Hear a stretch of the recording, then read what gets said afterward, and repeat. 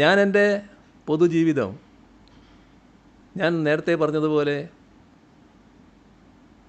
കളങ്കരഹിതമായി കൊണ്ടുപോകാനാണ് ശ്രമിച്ചിട്ടുള്ളത്. എനിക്ക് അഭിമാനിക്കാൻ വക നൽകുന്നൊരു കാര്യം എൻ്റെ കുടുംബം പൂർണ്ണമായി അതിനോടൊപ്പം നിന്നു എന്നുള്ളതാണ്. എൻ്റെ മക്കൾ രണ്ടുപേരും അതേ നില സ്വീകരിച്ചു പോയിട്ടുണ്ട്. നിങ്ങളീ പറയുന്ന മകനില്ലേ, നിങ്ങൾ എത്ര പേരാ മകനെ കണ്ടിട്ടുണ്ട് നിനക്കറിയില്ല. അവനെയും കേരളത്തിൻ്റെ മുഖ്യമന്ത്രിയുടെ മകനാണല്ലോ. അധികാരത്തിൻ്റെ ഇടനാഴികളിൽ സഞ്ചരിച്ചു കൊണ്ടിരിക്കുന്ന മുഖ്യമന്ത്രിമാരുടെ മക്കളെ കണ്ടവരായിരിക്കുമല്ലോ നിങ്ങളെല്ലാവരും. എവിടെയെങ്കിലും കണ്ടോ നിങ്ങളവനെ? ഏതെങ്കിലും സ്ഥലത്ത് കണ്ടോ? ക്ലിഫ് ഹൗസിൽ എത്ര മുറിയുണ്ട് എന്ന് പോലും അവനറിയുമെന്ന് സംശയമാണ്. അതാണ് എൻ്റെ മകൻ്റെ പ്രത്യേകത. ഏതച്ഛനും ഏത് മകനെക്കുറിച്ചും അഭിമാനബോധം ഉണ്ടാവും. പക്ഷേ എൻ്റെ അഭിമാനബോധം പ്രത്യേക തരത്തിലുള്ളതാണ്. ഒരു ദുഷ്പേരും എനിക്കുണ്ടാക്കത്തക്ക രീതിയിൽ എൻ്റെ മക്കൾ ആരും പ്രവർത്തിച്ചിട്ടില്ല. അതുകൊണ്ടാണ് മകൾക്ക് നേരെ പലതും ഉയർത്തിക്കൊണ്ടുവരാൻ നോക്കിയപ്പോൾ അന്ന് ഞാനതിനെ ചിരിച്ചുകൊണ്ട് നേരിട്ടില്ലേ.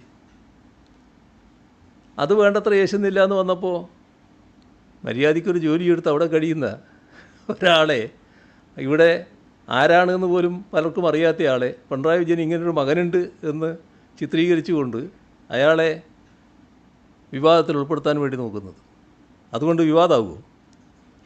അത് എന്നെ ബാധിക്കുമോ? ഈ പറഞ്ഞ ആളെ ബാധിക്കുമോ? ഇവിടെ നമ്മൾ കാണേണ്ട കാര്യം, ആ ചെറുപ്പക്കാരൻ മര്യാദക്കുള്ളൊരു ജോലിയിലാണ് പ്രവർത്തിക്കുന്നത്. മനസ്സിലാക്കേണ്ട ഒരു കാര്യം, അയാളെ പൊതുരീതികൾ, ജോലി, പിന്നെ വീട്, ഇത് മാത്രമാണ്. ഒരു പൊതുപ്രവർത്തന രംഗത്തും അയാളില്ല സാധാരണഗതിയിൽ. തെറ്റായൊരു കാര്യത്തിനും ഇതേവരെ അയാൾ പോയിട്ടുമില്ല. നല്ല രീതിയിൽ ജീവിച്ചു പോവുകയാണ്. ഒരു ദുഷ്പേരും എനിക്കുണ്ടാക്കിയിട്ടില്ല. മക്കൾ ദുഷ്പേരുണ്ടാക്കുന്ന ഒരുപാട് കാര്യങ്ങൾ നിങ്ങളെല്ലാം ശ്രദ്ധയിലുണ്ടാവുമല്ലോ. ഞാനതിൽ അഭിമാനിക്കുകയാണ്. നല്ല അഭിമാനം എനിക്കുണ്ട്.